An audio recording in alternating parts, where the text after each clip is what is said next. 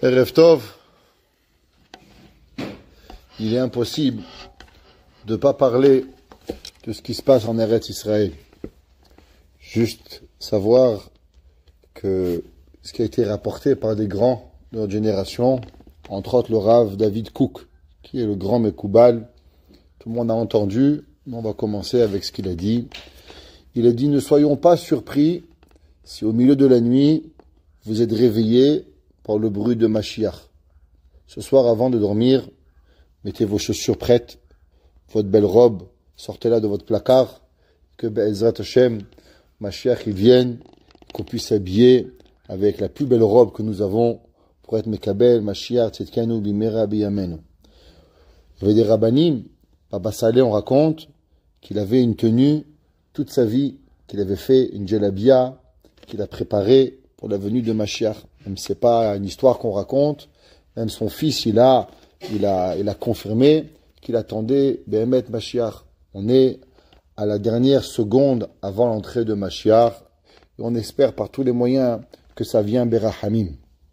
Il y avait un jour un rabbi, il s'appelait Rabbi Zusha de Anipoli.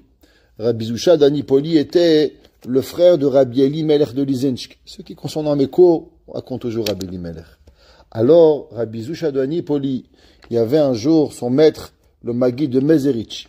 Et le Magui de Mezerich, il priait une longue prière. À la fin, il lui a demandé, Rabbi, j'ai vu que vous avez fait une longue prière. Pourquoi vous avez prié? Il a dit, j'ai prié pour que Mashiach y vienne. Alors, Rabbi Zusha, il lui a demandé, est-ce que vous avez prié que Mashiach y vienne avec miséricorde? Alors, le Magui de Mezerich, il lui a dit, pourquoi? Il dit, parce que la Gemara, il dit que Mashiach, il peut venir avec beaucoup d'épreuves ou avec de la rahamim. Il dit, il faut toujours prier que Mashiach, il vienne, berahamim.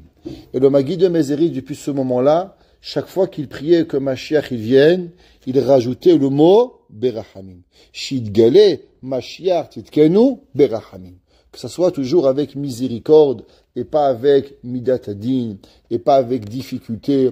Parce que en Israël, ça fait des milliers d'années qu'on est en exil, qu'on a eu beaucoup de difficultés. Je pense qu'on doit avoir maintenant de rahamim et rahmeh shamaim pour pouvoir y arriver. David Amelech, on sait que David Amelech, il a eu énormément d'épreuves. Et David Amelech, il a écrit un Teilim. Mizmor le David, bevarcho, mipne Avshalom beno. Le chant de David Amelech au moment où il s'est sauvé de son fils Avshalom. David Amelech, il était roi et il a eu une épreuve avec Bathsheba. Bathsheba, qui était la femme de Uriah, qui était divorcée, et David Amelech, il a eu une certaine épreuve. Les gens pensaient qu'elle était mariée, mais elle n'était pas mariée. Et malheureusement, ça a causé un Hilul Hashem. Ça a causé une blasphémation du nom de Dieu. Les gens, ils ont cru que David Amelech, il avait pris la femme mariée de quelqu'un. Ce qui n'était pas vrai. La Gemara dit, Kol mi sheomer David hata, eno ela to'eh. Tout celui qui dit que David Amelech, il a fauté, il se trompe. David Amelech, il n'a pas fait l'adultère. Mais, du fait que tout le monde pensait qu'il avait fait l'adultère, ça avait créé un Hilul Hashem. Alors, Akadosh Baruch Hu, il a dit à David Amelech qu'il va avoir une épreuve. Et une épreuve qu'il va devoir quitter son royaume. David Amelech, il a dû quitter son royaume pendant 6 mois. Et qui c'est qui est venu et qui a voulu tuer David Amelech? Ni plus ni moins que son fils Avshalom. Avshalom, il s'est rebellé contre son père. Il s'est associé avec les ennemis de David. Et ensemble, ils ont pourchassé David Amelech. Et David Amelech, quand il s'est sauvé, son fils Avshalom a voulu lui voler ses femmes, a voulu tuer David Amelech, a voulu tuer tous ses frères. Et David Amelech, il s'est sauvé comme un Chmana Itzlan, comme un petit mouton, le grand David Amelech. David Amelech, il s'est sauvé comme un rat de Jérusalem. Il s'est fait maudire, malheureusement, par une mauvaise malédiction. Et David Amelech, il va composer un chant. Mizmor les David, le chant de David Amelech. Bevarcho mipne Avshalom beno, au moment où il s'est sauvé de son fils Avshalom. Et la Gemara, elle demande, je comprends pas. Un homme, il est en difficulté. Un homme, son fils, il veut le tuer. Qui était Avshalom? Aujourd'hui, la société, qu'est-ce qu'elle fait? Dès qu'il y a un enfant qui manque, qui a un petit problème, ah, c'est la faute des parents. T'as pas été gentil, tu l'as pas assez gâté, tu lui as pas donné, tu lui as pas fait, tu as été trop sévère. Les parents responsables à 100%. Les enfants, zéro responsabilité de leurs actions. David Amelech, la Torah nous dit, il avait rien à se reprocher. Il n'y avait pas un enfant au monde qui avait été aimé autant que Avshalom. Il n'y avait pas un enfant au monde qui avait été gâté comme Avshalom. Il n'y avait pas un enfant au monde qui était plus beau que Avshalom. Avshalom, il était l'enfant adoré de David Amelech. La Torah dit que David Amelech n'a jamais, même une fois fait une remarque à Avshalom. David Amelech, il n'avait rien à se reprocher avec Avshalom. Et pourtant, Avshalom, il a voulu tuer son père. La Gemara demande alors pourquoi David Amelech, il a dit Mizmor. Il aurait dû dire Kina, une lamentation. Au moment où David Amelech, il se sauve de Avshalom, c'est une lamentation qu'un père écrit. C'est pas un chant. Alors pourquoi c'est marqué Mizmor les David? La Gemara donne une réponse et elle dit, à cause que David Amelech, il a dit que dans la vie, il y a deux choix. Il y a des fois des ennemis qui peuvent vous faire du mal, et il y a des amis qui peuvent vous faire du mal. Quand c'est les ennemis qui peuvent vous faire du mal, l'ennemi, il n'a pas de fin au mal qu'il peut vous faire. Mais si c'est votre fils ou bien votre ami, alors il va toujours avoir un petit peu de pitié. David Amelech, il a dit, Akadosh Baruch Hu, il aurait pu envoyer un esclave, il aurait pu envoyer un goy pour pouvoir me faire du mal, mais Akadosh Baruch Hu, il a envoyé mon fils. Alors même dans le mal, il y aura un petit peu de pitié. Mizmor le David, bevarcho bipnei Avshalom beno. David Amelech, il a su voir le bien. Chachamim il donne une autre explication. Un homme, il aime son fils. Et il est normalement, qu'un fils, il aime son père. L'amour des parents, l'amour des enfants, ça n'a jamais pas existé. À part depuis l'Internet. L'Internet, c'est le seul outil qui a su enlever l'amour des enfants envers leurs parents. Ça n'a jamais existé dans l'histoire de l'humanité que les enfants, ils se sont enlevés leur amour de leurs parents. Qu'on leur a raconté que leurs parents ne les aimaient pas. Ça n'a jamais existé. Dans tous les Sfarim.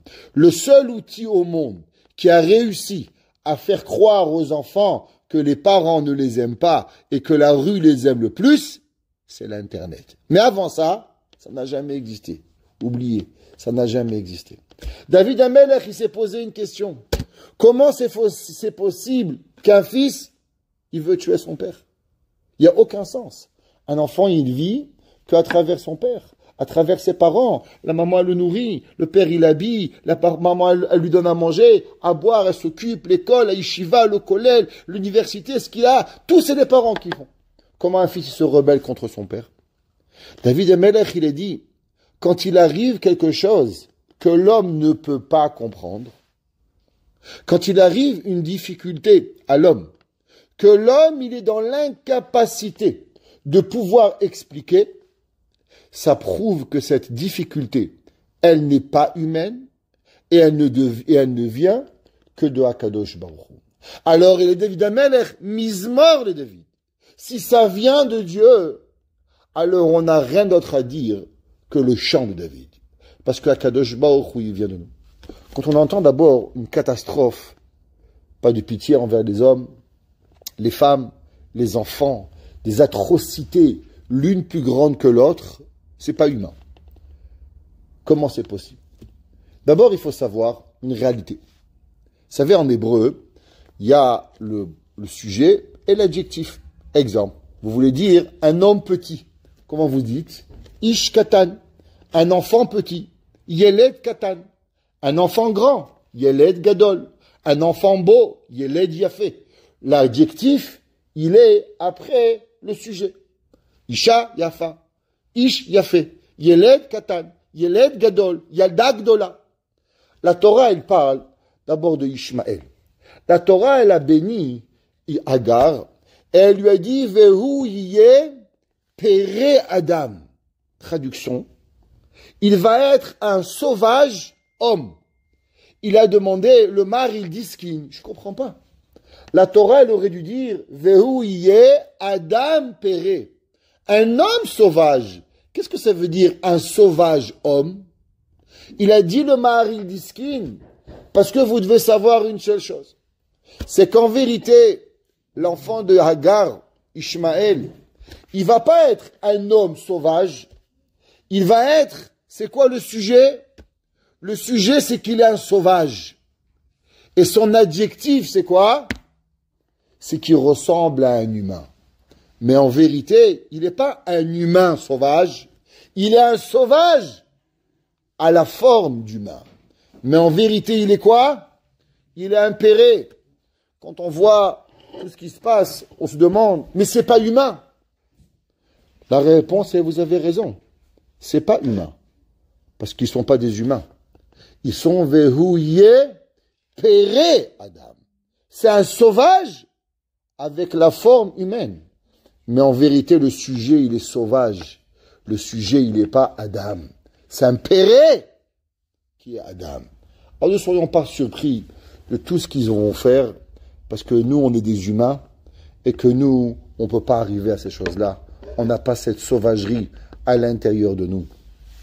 Seulement, Akadosh Baruch Hu, il choisit quand envoyer une difficulté. À chaque fois qu'il y a une difficulté dans la vie, il faut se poser la question, qu'est-ce qu'on a raté? Qu'est-ce que l'histoire, elle va nous apprendre? Et on peut dire, c'est la faute de A, la faute de B, la faute de C, mais il faut quelque part se remettre en question nous-mêmes, et l'histoire, elle nous apprend. Chaque année, à Pessah, au moment où l'homme, il est dans la plus grande joie, on a entré avec le Seder de Pessah. Qu'est-ce qu'on dit? Vehi she'am dalanu, velavotenu.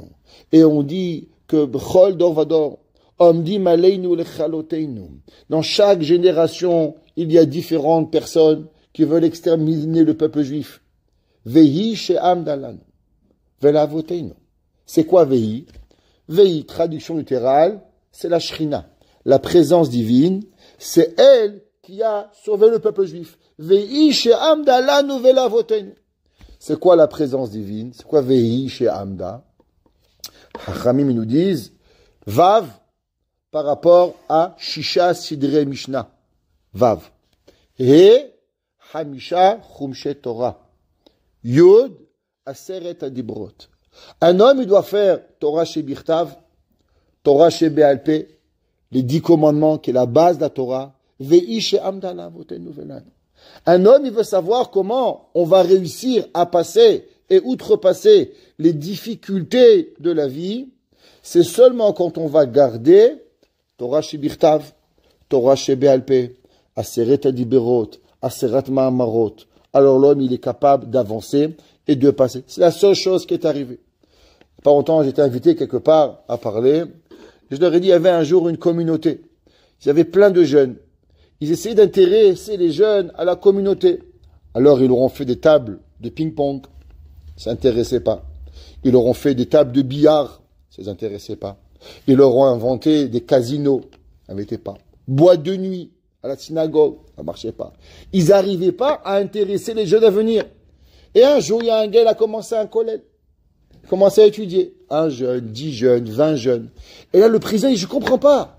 Nous, on a investi des milliers de dollars pour les intéresser, et ils viennent pas. Et vous leur donnez quoi pour qu'ils viennent? Alors le rabbin, il leur a dit, regardez, des boîtes de nuit, au centre-ville, il y en a des meilleurs.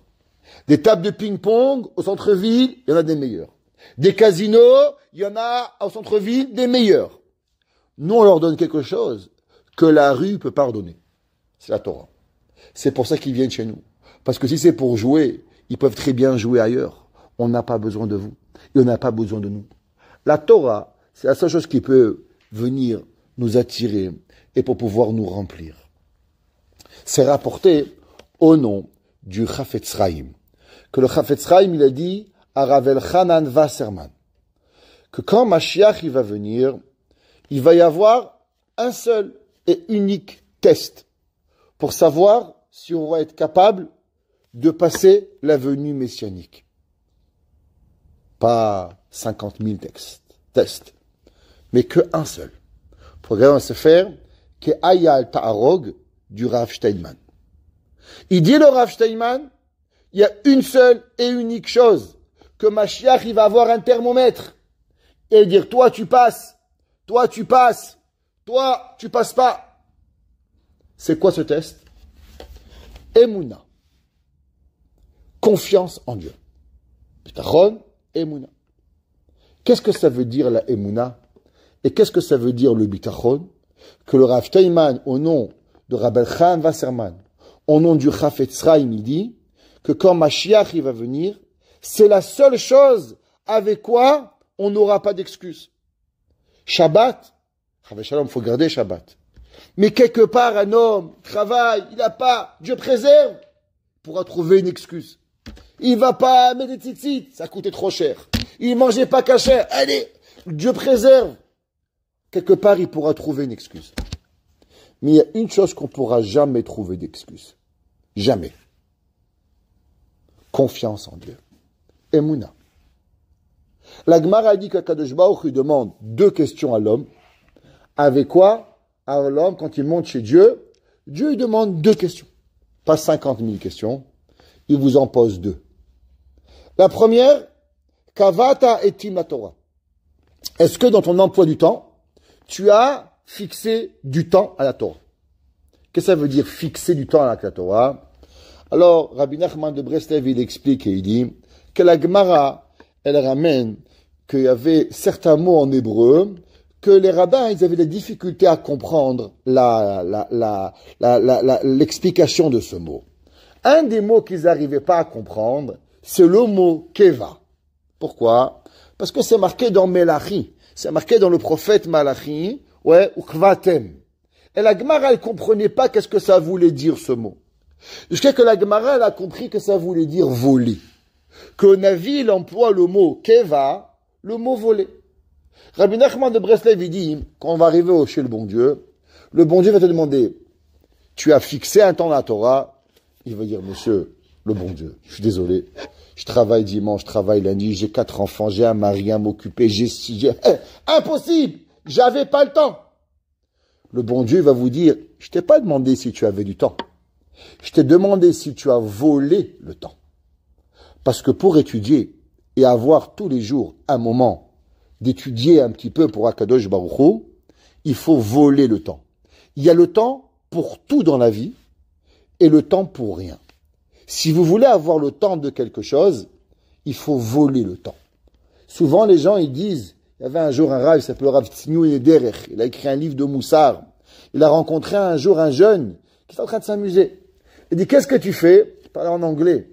Il lui dit, I'm killing the time. Il lui dit, wrong. The time is killing you. Because we cannot kill the time.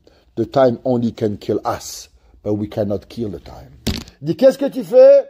Elle dit, je tue le temps. Il a dit, le temps, tu peux pas le tuer. C'est lui qui te tue. Parce que chaque jour, tu t'approches de la mort. Mais lui, le temps, il a tout le temps. La seule personne qui a pas de temps, c'est toi. Toi, tu peux pas tuer le temps. Le temps te tue. Mais nous, on peut pas tuer le temps. Alors, en vérité, pour pouvoir avoir un temps tous les jours de Torah, chacun, à quoi de Shmirat Shabbat, un jour, un moment de la Shonara, chaque chose que l'on veut faire, si on pense qu'on va avoir le temps, on n'aura jamais le temps. Ça n'existe pas. Il y avait un jour le Rosh Yeshiva de Mir, qui est très connu, Rab Chaim Shmulevitz, celui qui a entendu parler de lui, il était petit et il était gros. Et un jour, à 2h du matin, il y avait le Rav Noach Orlovik. Il rentre au Beth Midrash et il voit le Rav Chaim Shmulevitz, vieux, 80 ans, sur une table, et sur la table, une chaise, et sur la chaise, le Rav. Alors imaginez-vous, la table, au-dessus une chaise, et dessus le Rav debout en train d'étudier. Il le regarde, il lui dit, ça va, Rabbi?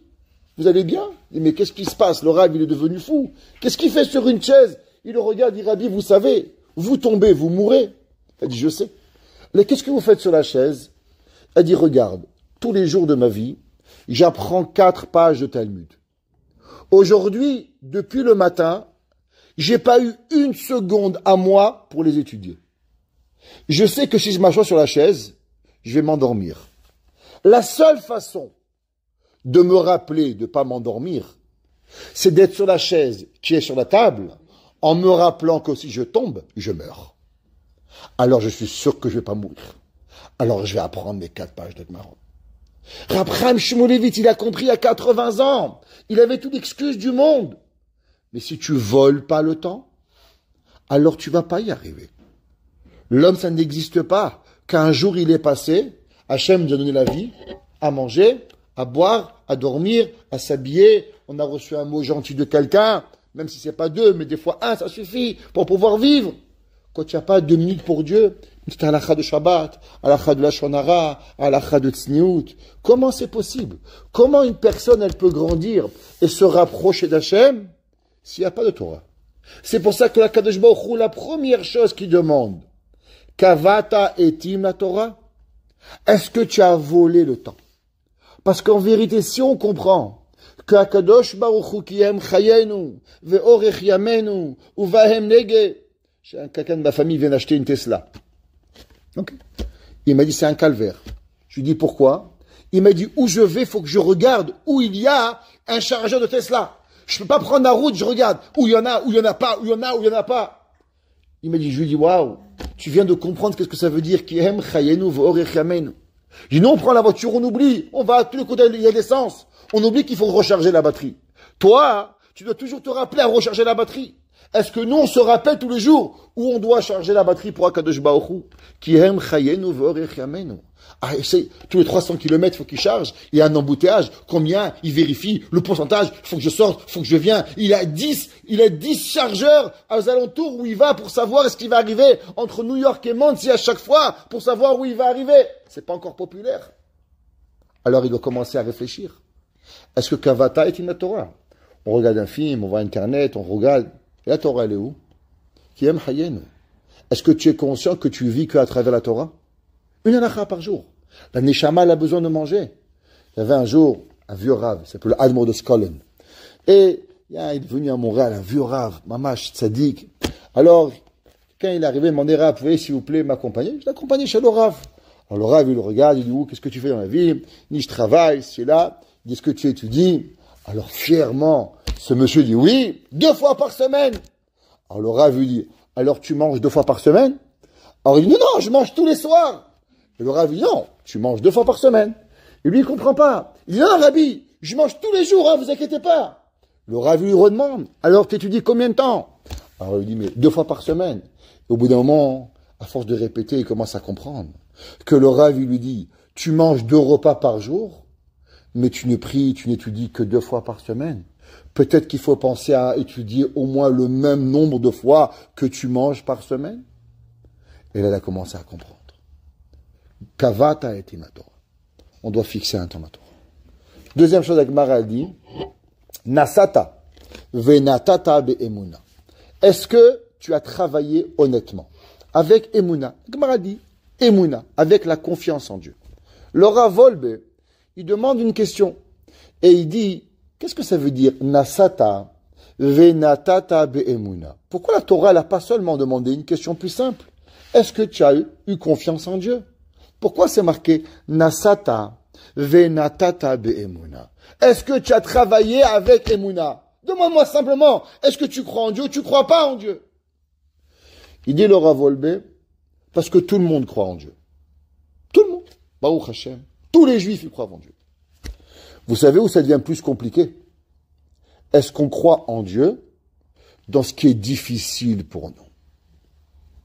Généralement, vous savez où c'est très difficile? Quand ça vient au floss. Vous connaissez le floss? Ouais. Quand ça revient à l'argent, tout le monde croit en Dieu. Mais quand ça revient à l'argent, on oublie Dieu. Alors Dieu ne te demande pas ce que tu as Emouna. Parce que tout le monde va répondre, bien sûr je crois en Dieu. Mais comment on peut savoir si tu crois en Dieu? C'est quoi le test qu'on a? Je ne suis pas là pour vous tester. Chacun de nous, on doit rentrer à la maison le soir. Et avant de dormir, on doit se poser une question. J'ai une perruque, j'ai un chapeau, j'ai des tzitzit, j'ai une grande capote à plus que tout le monde. Mais est-ce que je crois en Dieu? Est-ce que je suis ma'amin à Hachem? Qu'est-ce que ça veut dire avoir la émouna en Dieu? Qu'est-ce que ça veut dire? Je fais une bracha avant de manger? Ok. La majorité des fois, j'oublie même que je fais la bracha. Je me demande, j'ai fait, j'ai pas fait. Tous les jours, il y a des gens, ils m'appellent. Rabbin, je sais pas si j'ai mis de filines ce matin, je dois les mettre. Je comprends pas. Comment tu peux avoir un doute si t'as mis tes filines le matin? Je comprends même pas. Est-ce que j'ai prié? Je me rappelle pas. Comment tu es Alzheimer? T'es malade? Il faut se faire soigner, mon fils. Je sais pas. Comment c'est possible? La réponse, elle est simple. C'est qu'on est devenu des machines. On fait shacharit, on fait mincha, on prie, on fait bekatama. On se rend même plus compte qu'est-ce qu'on fait. Alors, c'est quoi la émouna? C'est quoi la émouna? Comment on sait si on a la émouna en Akadosh Baruch Hu? Comment on sait? Comment on va répondre à Dieu à la première question? Vous savez, quand vous arrivez pour un job, pour avoir un emploi, la première question, si vous vous répondez mal, c'est fini. Mon fils, il est parti passer son permis de conduire. À peine il est arrivé, il s'est pas arrêté au sortant du parking. Paf, il a appuyé le parking, repart. Je dis, mon fils, qu'est-ce qui est arrivé? Il me dit, papa, j'ai pas arrêté avant de descendre le trottoir. La première chose quand tu arrives, faut que tu t'arrêtes entièrement avant le trottoir.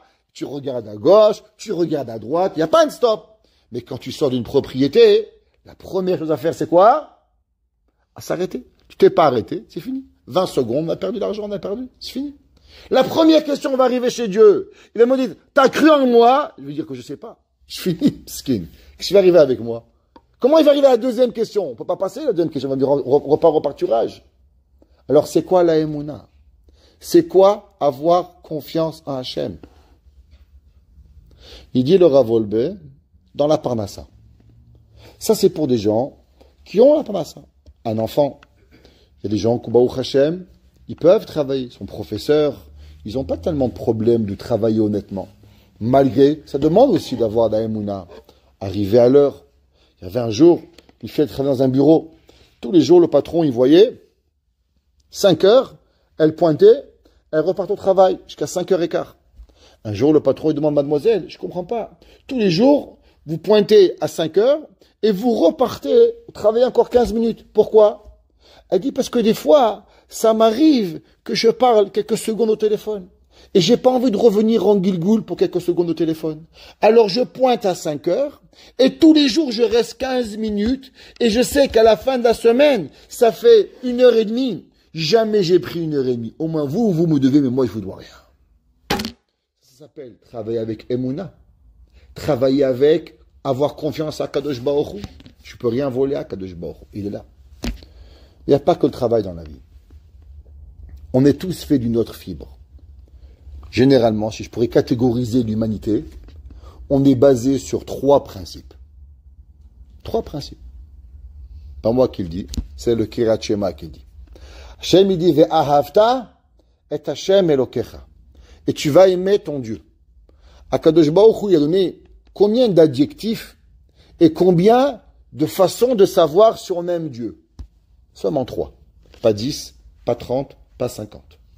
La première, Ve'ahavta Hashem Elokecha, Bechol Levavecha. Qu'est-ce que ça veut dire Bechol Levavecha? Tout ton cœur. Il y a des gens, l'émotion. Pour eux, le plus important dans la vie, les émotions. C'est quoi les émotions? Les émotions, c'est un grand titre. Ce qu'on appelle aujourd'hui apprendre à gérer ses émotions. Il y a même des thérapies pour ça. Si vous voulez, faites en NLP, on va vous apprendre à gérer vos émotions. Mais c'est seulement un mot. Donc, Kirat Shema. Ve'ahavta Hashem Elokecha bechol levavecha. Il y a des gens, tous les énervent, tous les fâchent, tous les frustrent. Les émotions font partie intégrale de leur vie et ils ne sont pas capables de vivre avec une émotion. Dès qu'ils ont une émotion, cette émotion, elle est overwhelmed. Elle va dépasser tout, ils ne peuvent plus fonctionner. Ils ne peuvent plus travailler, ils ne peuvent plus étudier, ils ne peuvent plus de maman, plus de un papa, plus de rien. L'émotion, elle va leur prendre leur vie. Hachem, il te demande, je veux que tu me serves avec ton émotion. Qu'est-ce que ça veut dire? Moi, je suis un pétard à mèche. C'est un pétard à mèche très court. À peine t'allumes, j'explose. Alors Hachem, il te demande, gère ton casse. Ça veut dire que l'émotion, c'est ça qui va être le plus difficile pour moi. Akadosh Baruch Hu, il veut savoir à combien tu l'aimes. Pourquoi? Parce que l'amour d'Hachem doit être tellement grand qu'il doit être plus fort que mon émotion. Prenez un exemple. Et une personne a besoin de dormir. Ben Ishra, il dit, halakha, Ben Ishra.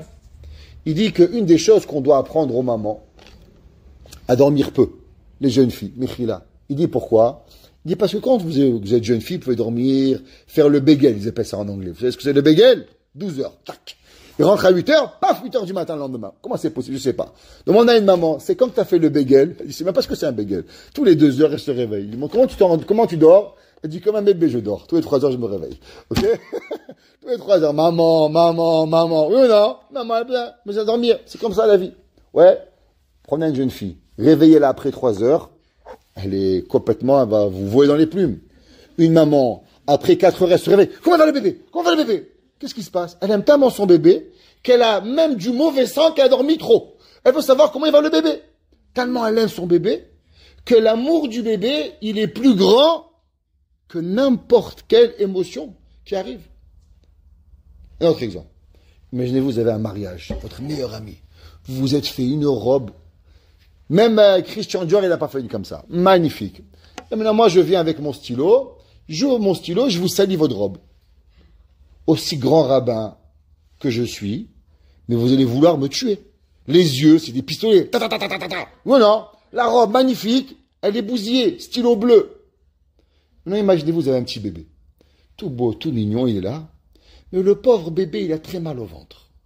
Et vous le prenez juste avant de partir pour le déposer à votre maman, que vous l'avez prévu pour venir.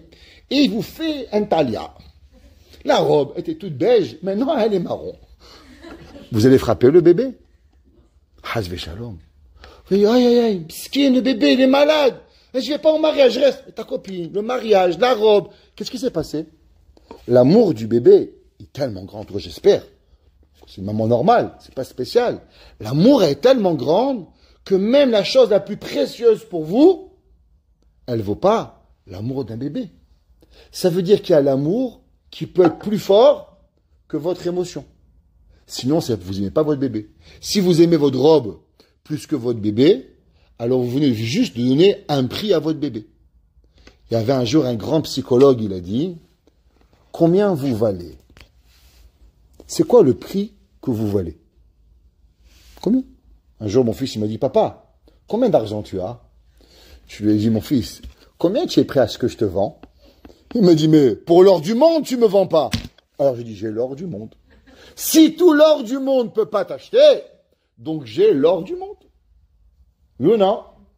C'est vrai ou pas? Alors, c'est quoi? Combien vous valez? C'est quoi votre prix? C'est quoi le prix? Vous allez me demander, qu'est-ce que ça veut dire le prix? Que je ne suis pas un animal, je ne suis pas une chaussette. Qu'est-ce que ça veut dire le prix? Je vais vous poser juste une question. À combien vous êtes prêt pour devenir et ressembler à un fou ou une folle? Ça, c'est le prix que vous valez. S'imaginez-vous, je dis voilà madame, mademoiselle, monsieur, je vais prendre une photo et je veux que vous deveniez folle et je vais le mettre sur les médias sociaux. Combien vous êtes prêt à le faire? Ça vaut cher. On me dit, Rabbi, $1 million, je ne veux pas avoir l'archema. C'est pas possible. Même $2 millions, je ne veux pas. Alors, je vais vous poser juste une question. Pourquoi quand vous cassez un verre à la maison, ou votre mari casse un verre, ou votre enfant, vous devenez Mhaboula? Vous savez pourquoi? Parce que votre vie, en vérité, elle vaut $1. Il a dit un jour le Rav Abraham Tversky. Le Rav Abraham Tversky, le grand psychiatre, il a dit, vous savez combien vous valez? Combien on vaut? Bravo, moi aussi. On vaut la chose pourquoi on est prêt à sortir de notre état d'âme. Une personne, il casse un verre de $1. Il s'énerve, il hurle. Tu vaux $1. L'autre, une bouteille de vin à $100, tu vaux $100. L'autre, une robe à 1000, tu vaux 1000.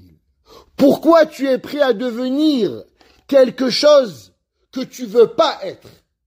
Mais l'émotion, elle est plus grande que toi. C'est ça ce que tu vaux.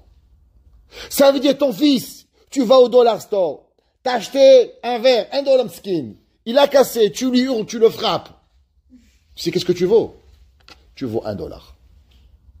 Parce que tu as été capable de devenir la mère que tu voulais pas pour $1. Et pour 10%.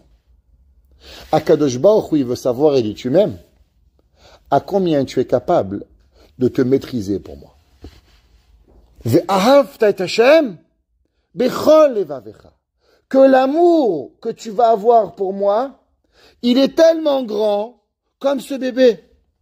Que le bébé il t'a fait sur la robe, le bébé il t'a sali, le bébé il a pleuré, t'as attendu le sans salir. Combien de fois on est papa, maman, ceux qui savent, on avait un mariage super important, il a une infection à l'oreille, on va à l'hôpital et le mariage, sous le nez, il est passé. Et le lendemain, tu vois que tu n'es pas mort, c'est pas grave, tu n'es pas parti au mariage, il y a eu le bébé, il est malade, il avait la fièvre, on n'est pas parti. Pourquoi? L'amour d'un enfant, il nous a fait rater le mariage. L'honora, on a vécu encore, Baruch Hashem, 30 ans, on n'est pas mort sans arriver au mariage. Hachem, il te demande à combien tu es capable que la Ahava, pour moi, elle va être plus grande que ton émotion primaire. Tu n'énerves pas, pas de kaas, pas de gros mots, rien. Moi, tu m'aimes tellement que ce que je te demande, c'est plus important que tout. Première émission. Première tiers de la population. Deuxième tiers de la population, Bechol Nafshecha. C'est quoi Bechol Nafshecha? Ton âme. Qu'est-ce que ça veut dire ton âme? Ça veut dire à combien tu es capable de faire des efforts pour l'autre. Par exemple, votre mari, vos enfants, votre mère, votre ami. Comment tout ce monde, il sait si vous êtes une bonne personne, si vous êtes un bon ami, une bonne femme, un bon mari, une bonne fille? Comment on sait? Comment on établit un ami? Parce qu'il est sympathique? Parce qu'il vient avec moi boire un café? C'est pas un ami ça. C'est n'importe qui dans la rue, tu veux boire un café, dis monsieur, je viens avec toi. C'est pas compliqué de trouver un ami pour aller boire un café. Croyez-moi, allez sur la rue Côte des Neiges, vous allez voir là-bas 3000 personnes qui sont prêtes à boire un café, même 2 heures avec vous si vous voulez. Alors c'est quoi un ami? Un ami sur Facebook, ils ont 5000 amis sur Facebook, 10 000 amis, c'est des amis ça. C'est quoi un ami? Comment vous évaluez un bon ami, un moyen ami ou un très bon ami? La réponse elle est simple. À combien vous êtes capable de faire un effort pour l'autre? Quand vous êtes dans le trouble, à qui vous pensez le premier qui va vous aider? Ça, c'est votre meilleur ami. Quand vous avez un grave problème, financier, affectif, émotionnel, n'importe quoi, la personne qui va vous aider et que vous savez qu'à 4 heures du matin, 3 heures du matin, il est capable de venir pour vous, ça, c'est votre ami. Le reste, c'est que des connaissances. La Torah dit, on en a combien des comme ça? Un. Kane lecha chaver. Un ami, pas deux. Un ami. Une personne que tu sais, qui est capable d'être Moser Nefesh pour toi. Dieu, il te dit, regarde, tu es dans ton lit. Tu as dormi, tu es là, tu es mis en pyjama et tout. Il fait froid, mon rêve. Vous connaissez, des fois, il fait un peu froid comme ça. Et là, le chauffage, il marche pas très bien et tout. Et d'un coup, tu dis, oh zut, j'ai oublié Arvit. Le calvaire. Rhabille-toi, remets ton peignoir, remets tes chaussons, remets ta allée. Ce qui fait vite, je dis pour exemple. Ta mère, elle t'appelle, j'ai oublié mon médicament. Kiboudavaim, tu peux, s'il te plaît, aller à la pharmacie de Côte de Neige, là-bas, plein d'un, je veux pas dire de quoi, et tu vas. Ça s'appelle Messirut Nefesh. Akadosh Baruch Hu, une deuxième catégorie de personnes. Et une troisième catégorie de personnes, que eux, ils vivent avec une seule chose. In God we trust. Vous connaissez? Sur le billet américain, c'est marqué In God we trust. L'argent. Il y a 3 catégories de personnes. Et Akadosh Baruch Hu, il va vous tester dans votre vie dans une des 3 catégories. Vos émotions, les gens autour de vous, à combien ils vont donner pour vous, et votre argent. Et Akadosh Baruch Hu, il vous demande à combien Béhémet tu vas avoir confiance en moi. Chacun de nous, il rentre dans une de ces 3 catégories, il n'y en a pas 10. Un, c'est les émotions. Il va avoir un mari qui ne lui parle pas. Skin, il est comme ça. Même ça, il ne fait pas. Yeah, skin. Et là, vous voulez parler. Et lui, il n'y a pas d'émotion. Il dit, mais pourquoi? Parle-moi. Hachem, il te teste ou c'est difficile pour toi? Un, il a des enfants. Ils ne sont pas exactement comme lui. Il ne lui donne pas. Il aimerait donner à ses enfants. Il aimerait que les enfants lui donnent. Bechol nafshecha. Il y en a d'autres, ils adorent l'argent. Mais il n'y a pas de parnassa. Où il met la main, ça coule, ça ne marche pas.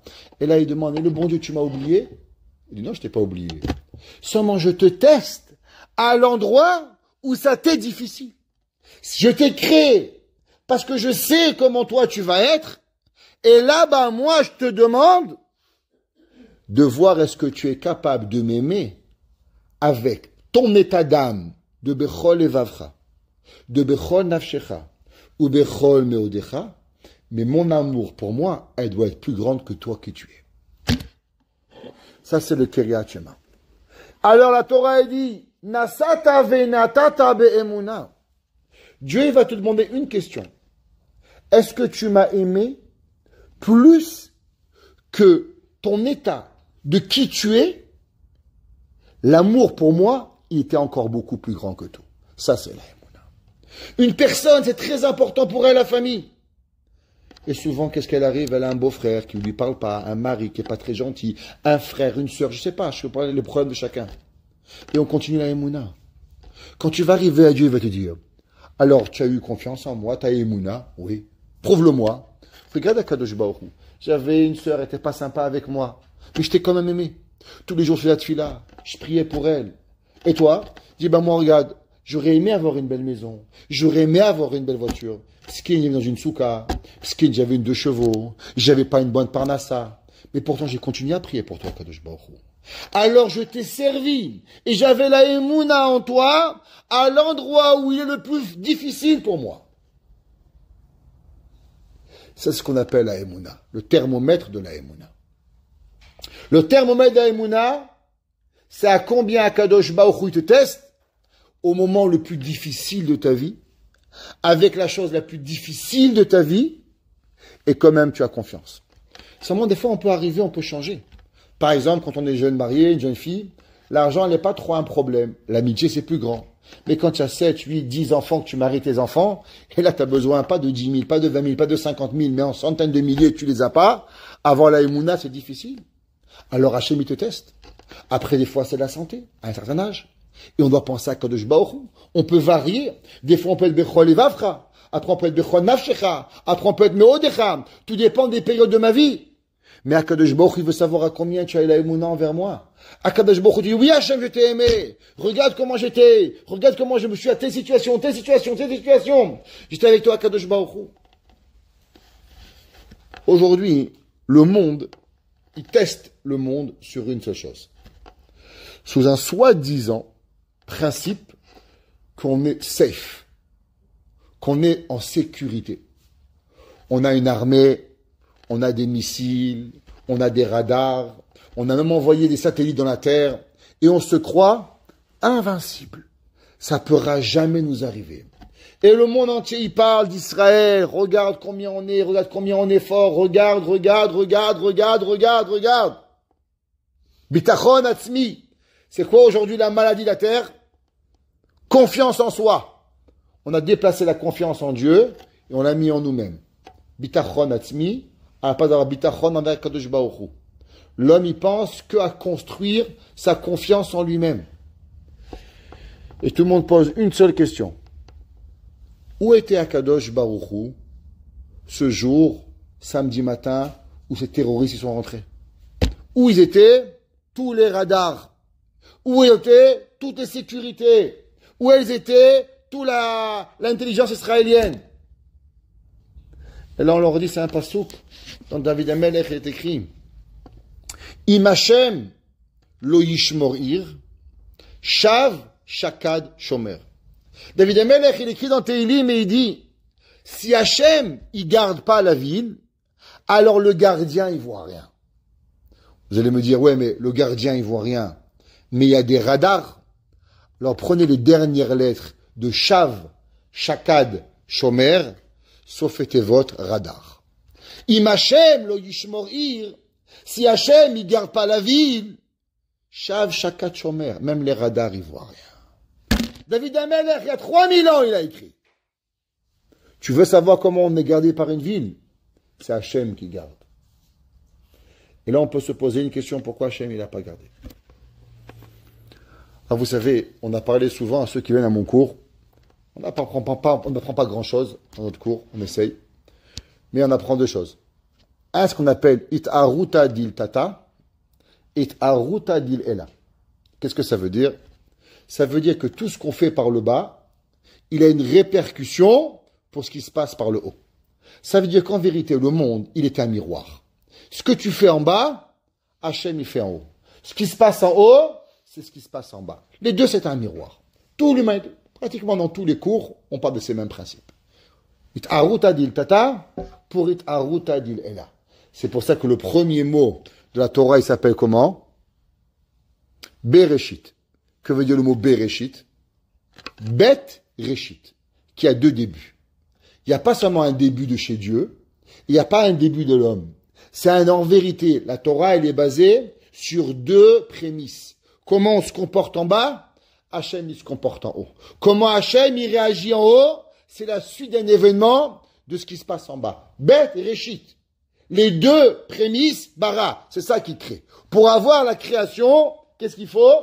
Il faut avoir ce principe de base, à savoir comment Akadosh Baruch Hu crée, suite à quoi? Suite à un élément de ce qui va se passer dans le monde.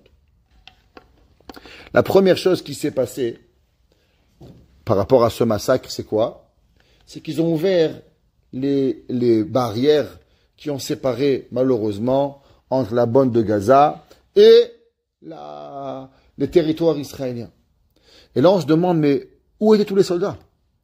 Comment ça se fait que personne n'a vu qu'ils ont ouvert une barrière? Le soir de Kippour, il s'est passé une atrocité. Il y a un juge, une juge, elle a décidé qu'on ne devait plus avoir de mechitzot. On ne devait plus avoir de séparateurs entre les hommes et les femmes dans la prière. C'est quoi? Pourquoi on sépare les hommes et les femmes? On n'aime pas les femmes? On doit aimer notre femme plus que nous-mêmes. Le Rambam dit, Sarich Adam, Le'ehov et Ishto, Kegufo. Un homme, il doit aimer sa femme comme soi-même. Ou les Chabeda et l'honorer, Yoter Migufo. Plus que soi-même. Il y avait un jour un homme, il est parti voir Rav Shneor Kotler. Il lui a demandé, Rabbi, j'ai une question pour vous. Il dit quoi? Votre père, Reb Aaron Kotler, qui a formé la yeshiva de l'Écoute, toute l'Amérique. Il dit oui. Il dit, est-ce qu'il aimait votre mère? Oui, il était un ange. Alors il s'est marié, mais il l'aimait pas. Le Rav, il s'est énervé contre lui. Il dit, mais qu'est-ce que tu penses que mon père, il violait ma mère? Est-ce que tu penses que mon père, il n'aimait pas ma mère? Mon père, il adorait ma mère.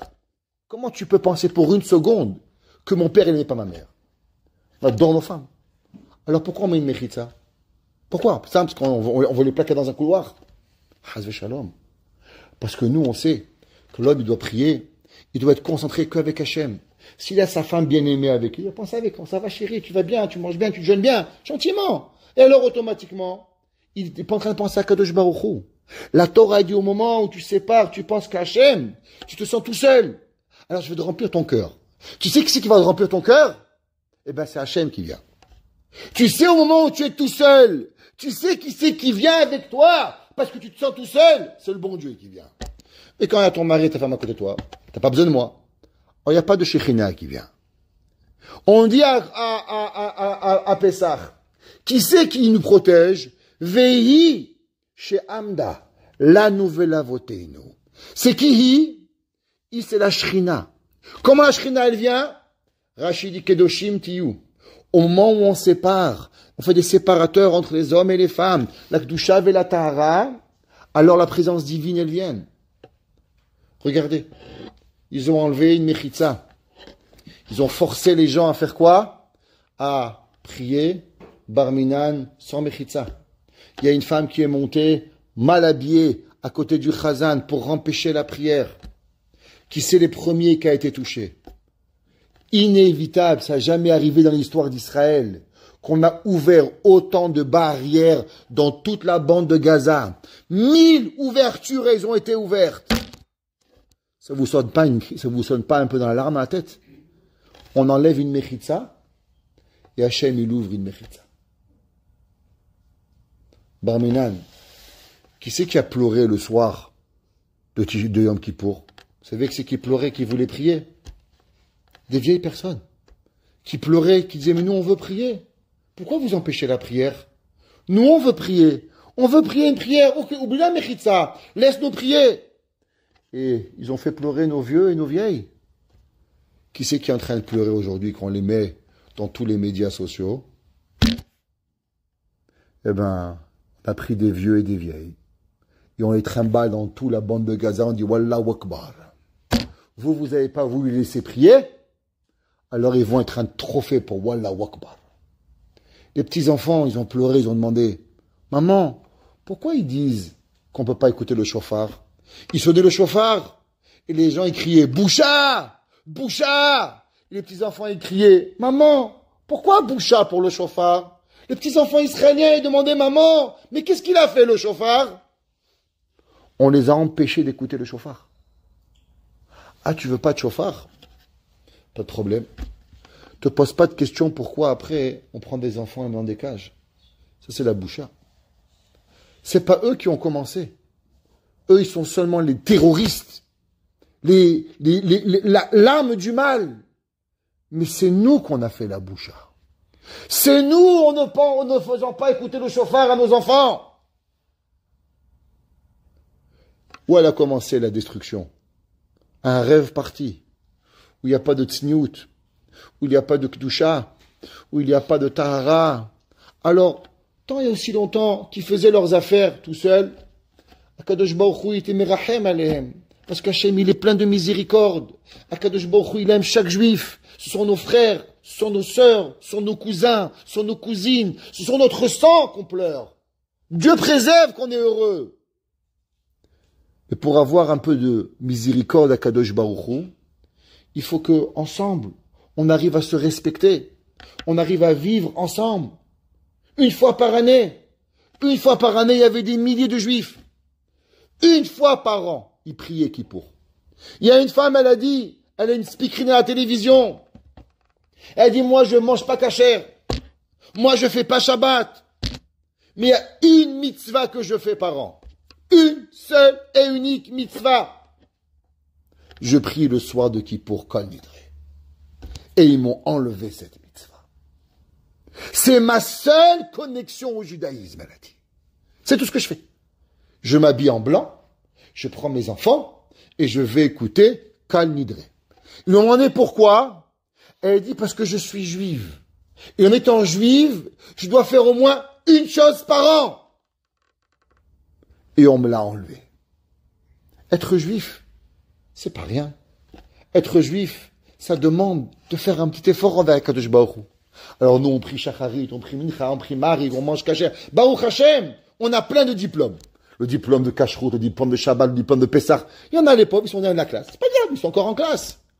On a enlevé ce droit à ces gens. Kadosh Baruch Hu Barminan, il doit nous rappeler. Alors on est venu, Yahaz Veshalom, la Midatadine, Hachem avec des pleurs, il a envoyé la Midatadine. Ce qu'ils ont fait, ils vont être punis. Chacun qui a touché un sang d'un juif. Le passage dans Tzfania, il dit qu'à la fin des temps, Akadosh Baruch Hu, il va mettre une tunique. Et chaque goutte de sang qui a été coulée, Hachem, il le prend, il le met sur son habit. Et il dit, Veniketi damam lo niketi Hachem shochen betzion. Akadosh Baruch Hu, il dit, le sang de chaque juif qui a coulé à travers les millénaires, l'oniketi, tout le mal que je pourrais faire aux nations du monde qui ont fait du mal aux juifs, il ne sera pas vengé. Hachem shochen betzion. C'est moi-même qui va venir les venger, mes enfants. C'est ni l'armée israélienne, ni les bombes, ni rien. On n'a pas voulu sonner le chauffard. Ok? Alors on a des sirènes qui sortent dans tout Israël. On n'a pas voulu Barminan s'associer avec nous. On est venu, on a crié Boucha, Boucha, Boucha. Aujourd'hui, on vient avec des cadeaux. On vient ensemble et on pleure. Pourquoi le terroriste, il s'en fout si tu es bleu ou tu es blanc ou tu es noir ou tu es vert ou tu es gauchiste ou tu es droitier? Qu'est-ce qu'il y en a à faire? Regardez comment Kadosh Baruch Hu, tout ce qu'on n'a pas voulu faire dans la Rahamim, Hachem, il a fait Barminan de l'autre côté. Tout ça, c'est pas pour critiquer personne. Parce que si vous croyez que vous allez sortir d'ici et dire, moi, je suis super sympa, et c'est eux les méchants, là, vous avez rien compris. Je vais vous juste poser une question. Comment c'est possible que dans des millénaires, on a pu sonner le chauffard, on a pu faire les tfilotes, dans les camps à Auschwitz, on a pu prier dans toutes les millénaires, et qu'en Israël aujourd'hui, dans notre pays, nos frères nous ont empêchés de prier. Alors c'est facile de dire, c'est la faute de l'autre. Mais l'autre, c'est ton autre bras droit, c'est ton œil gauche, c'est ton pied droit, c'est ton orteil de droite. Alors comment c'est possible? Il y avait un jour un garçon qui a perdu son père à l'âge de 20 ans. Et Meskin s'est retrouvé tout seul. Alors il a décidé qu'il voulait donner Nahad Ruach à l'âme de son père. Qu'est-ce qu'il a décidé de faire? Tous les vendredis soirs, il va dormir de 10h à minuit jusqu'à 7h du matin, il étudie. Pour l'élévation de l'âme de son père. Tout seul. Il va dans une synagogue, prend un livre, étudie. Il n'embête personne, il ne fait rien. Et un soir, il va, comme d'habitude, dans une synagogue, il prend son livre, il n'embête personne, et il étudie. Et d'un coup, il voit un petit jeune qui rentre. Il dit, s'il te plaît, aide-moi. Il dit, qu'est-ce qu'il y a? Il regarde. Mes copains, on s'est bagarrés, ils veulent m'éclater la tête. S'il te plaît, sauve-moi. Alors il dit, ok, rentre. Il dit, mais regarde, tu rentres à une idée. Moi, j'étudie la Torah, et tu ne déranges pas. Il dit, pas de problème, tout ce que tu veux, juste sauve-moi. Il est rentré, il a fermé la porte à clé. Les copains, ils sont rentrés, ils n'ont pas trouvé la porte fermée, ils sont partis. Quand il était déjà là, il a dit, gars, j'étudie, tu veux étudier avec moi? Il était un petit peu gêné, le petit jeune. Il a dit, allez, c'est pas grave, viens, on va étudier ensemble. Alors, ils ont commencé à étudier les deux. Mishnah. Et minuit, 1h, 2h, 3h, sans s'en rendre compte, 5h du matin, le petit jeune et l'autre garçon étudient ensemble. Il dit, ouais, il est tard, faut que je rentre chez moi. Ok, rentre. Il va. Quand il rentre, le garçon est là, d'un coup, le garçon qui étudie, il se sent d'une fatigue terrible. Et là, il s'endort. Quand il s'endort, il rêve de son père. C'est une histoire qui est arrivée il y a 2 ans. Pas 1000 ans, il y a 2 ans de ça. Et il rêve de son père. Et son père, il lui dit, mon fils, merci. Il dit, merci de quoi? Et tu sais, je suis monté au ciel, et tous les vendredis soirs, il y a un cours dans le ciel qui est donné. Ah oui? Qui donne le cours? Le Rambam. Le Rambam, il donne cours tous les vendredis soirs. Et toutes les âmes, elles ont le droit de venir. À part moi. Ah moi? Et pourquoi tu ne pouvais pas rentrer au cours du Rambam? Il me dit, regarde, pour rentrer au cours du Rambam, il fallait avoir une condition. Écoutez bien. Quelle condition? Avoir essayé de rapprocher sa famille à la Torah. Et moi, j'ai un frère et une sœur qui ne sont pas du tout religieux. Et je les respectais, je ne voulais pas les blesser, donc on parlait de politique, je les invitais, mais jamais je leur ai parlé de Shabbat, de Kashrut, de Sukkot, rien. Je ne voulais pas les vexer. Alors, pour ne pas les vexer, je leur ai jamais parlé de Torah. Alors, du fait que je leur ai jamais parlé de Torah, je ne pouvais pas rentrer dans le cours du Rambam. J'étais exclu à cause que j'ai empêché la possibilité à mon frère et à ma sœur d'étudier la Torah. Mais ce soir, tu as pris ce garçon que tu connaissais pas et tu as réveillé son cœur à la Torah. Par le mérite que tu as fait venir un homme avec un cours de Torah, alors le Rambam, il m'a accepté dans son cours ce soir. Alors je suis venu te remercier du ciel que j'ai pu assister au premier cours du Rambam depuis que je suis décédé. Vous savez pourquoi nos frères, ils n'ont pas voulu que l'on prie? Parce qu'en vérité, quand on prie que pour nous.